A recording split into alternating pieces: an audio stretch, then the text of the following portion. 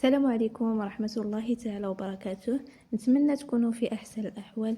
اليوم إن شاء الله غادي نشارك معكم بسطيلات ميني، بسطيلات صغيورين بالدجاج واللوز والدغميرة وبعجينة ديال المسمن، تيجيو بحال درناهم بالورقة ديال البسطيلة.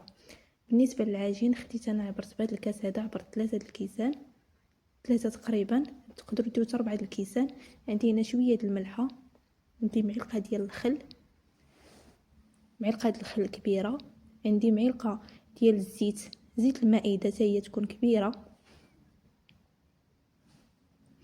وعندي معلقه ديال العسل. تقدروا تعوضوا هاد المعلقه ديال العسل بمعلقه سنيده.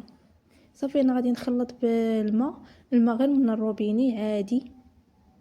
فانا غادي نخلط هاد العجينه مزيان وغادي نحاول نجمعها.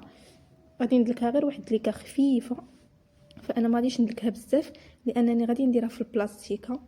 يعني انا كنعجن دابا راه في الصباح، هي الا كنتو يعني هذيك الساعه محتاجينها فهي راه غادي تدلكوها مزيان. اما الا كان عندكم الوقت فانكم غير غادي تجمعوها، يعني تجمعوها مزيان صافي وديروها في بلاستيكه.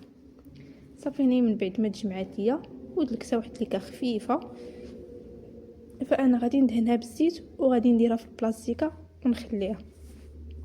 هي قد ما خليتها قد ما كتدلك راسها براسها وكتجينا العجينه رطبه وزوينه، كتساعدنا على الخدمه. صافي انا غادي نخليها وندوزو نوجدو الدجاج. بالنسبه للدجاج غادي ديروا نص دجاجه المهم القياس اللي بغيتو نتوما. غادي ندير شويه السمن، عندي هنا سكنجبير، القرفه عواد، الخرقوم، البزار، الملحه، واحد المكعب ديال ضامط زعفران، وعندي التوابل ديال الدجاج. تقدروا تعوضوهم بشويه ديال راس الحانوت. عندي هنايا المعدنوس، فانا درت غير المعدنوس ما درتش القزبر، ودرت شويه ديال الماء وغادي نحاول نشرمل بهم هذا الدجاج هذا. يعني غادي ندهنو مزيان مزيان، ما غاديش ندير الزيت، وغادي نخليهم يتشربوا هاد العطريه هذه تقريبا واحد الساعه. تقدروا ديروا نص ساعه ولا تقدروا المهم شوفوا نتوما اللي بغيتوا. فهما قد ما تشربوا لينا هذيك العطريه كيجينا الدجاج بنين. صافي هنا من بعد ما خليته تشرب ليا ديك العطريه تقريبا خليته انا ساعه، فانا غادي نضيف ليه شويه يعني ما بين زيت الروميه وزيت الزيتون، تقريبا واحد نص كاس. وعندي هنايا تقريبا واحد 3 ديال البصلات كبار مشلضين، انا درتهم في الهاشوار، يعني يكونوا مشلضين رقاق، ما يكونوش مطحونين وما يكونوش مقطعين كبار، باش ملي كندير تستغمر لينا هاد البصله هذه كتجينا مدغمره ما تبقاش باينه لينا البصله. صافي دابا غادي ندير هادشي يتقلى. فهاد الطريقه هذه كتجينا بها هاد التغميره ولا الدجاج يجي بنين بنين بنين بزاف.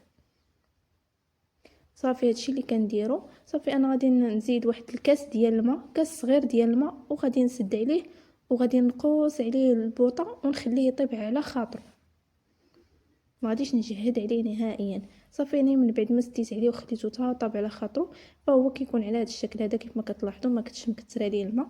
الدجاج كيطلق الماء والبصله كتطلق حتى هي الماء. صافي انا راه الدجاج طايب، غادي نحيدو باش ندغمر هذيك البصله اللي بقات. صافي هنايا داك الدجاج غادي نحيدو كامل ونحيد شي عويدات الا كاينين، يعني هذاك العظام ديال الدجاج والعويدات ديال القرفه. انا غادي نضيف واحد المعلقه كبيره ديال المعدنوس، كيف ما قلت لكم انا درت هنا غير المعدنوس. وغادي نضيف القرفه مطحونه تقريبا معلقه صغيره. نخلط مزيان مزيان.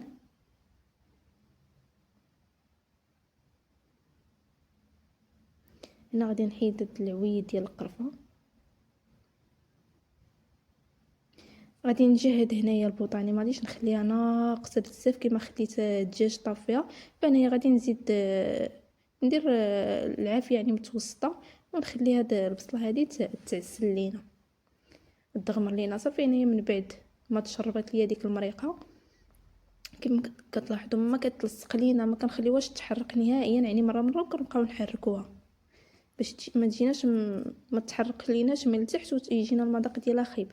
صافي هنا ملي كتوقف لينا هذيك التغميره فانا ضفت 3 ديال البيضات، نتوما تقدروا تضيفوا 4 5 6، المهم القياس اللي بغيتو ديال البيض غادي تضيفوه. انا درت غير 3 بركه.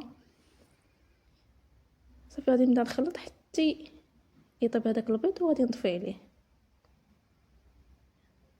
هنا لقيت واحد العويه ديال القرفه، ما كنت درت جوج حيت واحد وبقى هذا.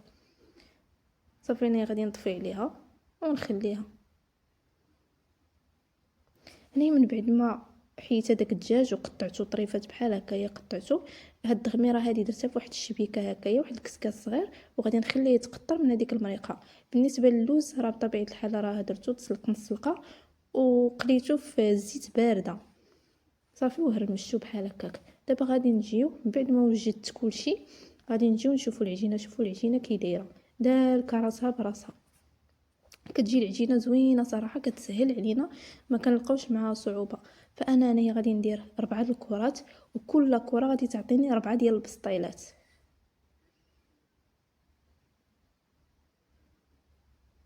يعني 4 ديال البسطيلات يكونوا متبسطين. هنا كنحاول نوريكم العجينه كيفاش دايره. صافي نقسمها على 4، نديرهم مكورات بحال هكا، وغادي نخليهم يرتاحوا واحد شويه، تقريبا واحد 5 دقائق، 5 دقائق ولا 10 دقائق ونرجع معكم. فانا خليتهم غير 5 دقائق ارتاحوا صافي. صافي دابا غادي نجي باش نخدم بهم.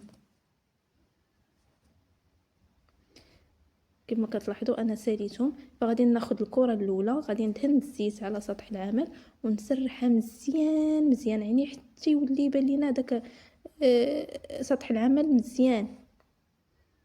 قد ما يعني قديناها مزيان قد ما تجينا تجينا بحال الورقه ديال البسطيله. صافي بحال هكايا كنحاول. راه العجينه كتجينا زوينه زوينه بزاف، كتساعدنا ملي كنخليو العجينه كترتاح فهي كتساعدنا يعني باش نخدموا بها بحال هكا، ما كتقطع لينا ما والو، نجروها كيف ما بغينا تتبقى هي. واخا تقطع ماشي مشكل، لانني غادي نطويها ندير لها بحال الشكل ديال المسمنه بحال هكا خاصها تكون. بالنسبه هنايا عندي الزبده تقريبا معلقه كبيره، درت انا غير الزبده صافي، ما درت لا نشا لا حتى شي حاجه. صافي وغادي نبقى ندير هذيك الزبده.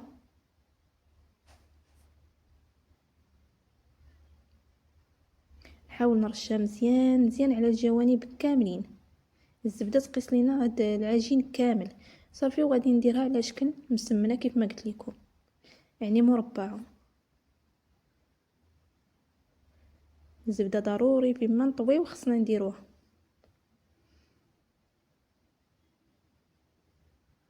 صافي انا غادي نديرها على شكل مربع. الطريقه راه باينه يعني واضحه، ماشي ما فيهاش حتى شي صعوبات نهائيا. يعني الفيديو شارح نفسه، واخا ما نكونش انا وصلت لكم الفكره، فالفيديو شارح نفسه. صافي غادي نكمل الثانيه وغادي نرجع معكم. هنا من بعد ما كملتهم ب4 صافي غادي نخليهم يرتاحوا عاوتاني واحد 10 دقائق. علاش غادي نخليهم يرتاحوا؟ باش تجينا يعني الخدمه سهله. بالنسبه للوز انا زدت ليه هنا واحد شويه ديال القرفه، زدت ليه شويه ديال المزهر، تقريبا معلقه صغيره ديال المزهر، صراحه كيجي فيه واحد النسمه زوينه. وهذيك المرقه ديال هذيك الدغميره كنزيدها شويه، تنزيد منها حتى هي واحد شويه. كتجينا هذا اللوز هذا كيجينا زوين صراحه. صافي هنايا غادي نجي ناخذ هذيك المسمنه الاولى اللي خدمت،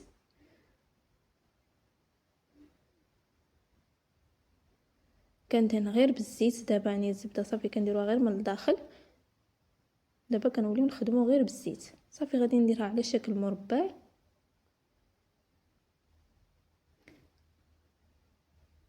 باش تجيني في التقطيعه ساهله. فانا هنا غادي نقسمها على 4، اما غادي ديروا الموس اما غادي ديروا هاد الجراره ديال البيتزا، صراحه كتسهل. كما قلت لكم كل وحده غادي تخرج لينا 4 ديال البسطيلات. اما غادي ديروا هاد السيركل هذا تخدموا به، او طبسيل، او هاد الطويجنات هادو. المهم غادي تخدموا نتوما باللي بغيتو. انا غادي نخدم معكم في الاول بالتبصيل، عاد غادي نخدم بهذاك. صافي كنوضعوا العجينه على الطبسيل بحال هكا. غادي ناخذ الدجاج غادي نديرو من التحت، فاحنا ما غاديش نعمروهم بزاف بزاف باش ما يطرطقوش لينا. غادي ندير الدجاج من التحت، غادي ندير الدغميره من الفوق، وغادي ندير هذاك اللوز يعني من الفوق. نتوما غادي تكثروا اللي بغيتو، تنقصوا اللي بغيتو. المهم العماره وداك الشيء راه غتبقى اختياري ديال كل واحد. صافي غادي نحاول نجمع الجناب والجوانب اللي زايده، فانا غادي نحيدهم باش تجينا بحال الورقه كامله. صافي تتجي على هذاك الشكل بحال هكاك. فانا درتهم تقريبا صغيورين، ما كبارينش بزاف، ما كبارينش بزاف وماشي صغار عاوتاني بزاف، ما بين وبين. صافي نفس الطريقه اللي درت الاولى غادي نعاود للثانيه باش ما تنبغيش نطول عليكم الفيديو. فانا كنوريكم غير مره واحده صافي نكمل. صافي تنقطع التصوير حتى كنكمل. صافي هنا راه العجينه ساهله كتساعدنا باننا نقادو الشكل اللي بغينا. هنايا من بعد ما ساليتهم كاملين، فهادوك الجوج بقاو ليا مع العماره ديالهم ما بقاتش، يعني عمرت كلشي، بقاو ليا دوك الجوج. فانا خليتهم بحال هكا غادي نديرهم في الفران. هذيك الزبده اللي كنت ورقت بها فانا بقات ليا داكشي، فغادي نزيد عليه شويه من هذه المريقه هذه اللي صفيت من هذيك الدغميره، غادي نخلطها وغادي ندهن بها هاد البسطيلات. نتمنى ان الشرح يكون مزيان، صراحه نحاول نوصل لكم الفكره. صافي غادي ندهنهم كاملين. شوفوا بالنسبه للفران فهو راه شاعل دابا، خاص الفران يكون سخون سخون مزيان، يعني بحال بغينا نطيبوا الخبز. هنا من بعد ما ساليتهم كاملين ودهنتهم، فانا غادي ناخذ العود، اما ديال الشوا ولا المهم العود ديال شي عود ولا قطيب. درت انا قطبان ديال الشوا وسكيتهم بحال هكاك باش ما يطرطقوا ليش في الفران. درتهم في الفران سخون من الفوق حتى يعني منين درتهم نقصت عليهم العافيه وخليتهم طابوا على خاطرهم حتى تحمروا، وعاد هبطتهم لتحت تحمروا ليا من الفوق. صافي وخرجتهم. هنا من بعد ما طابوا فانا دهنتهم، درت لهم سكر كلاصي وزينتهم بالقرفه. هنايا بصراحه ما صورتش مزيان لان كان المغرب ودن، فهاد اللحظه راه المغرب ودن عليا. صافي كنحاول نوريكم بالزربه، فهما تيجيو مقرمشين بحال ديري لهم الورقه ديال البسطيله، كيجيو لذاذين وزوينين بزاف. كنتمنى ينالوا الاعجاب ديالكم وان شاء الله تجربوهم، كيصدقوا واعرين بزاف. حتى لهنا نقول لكم مع السلامه.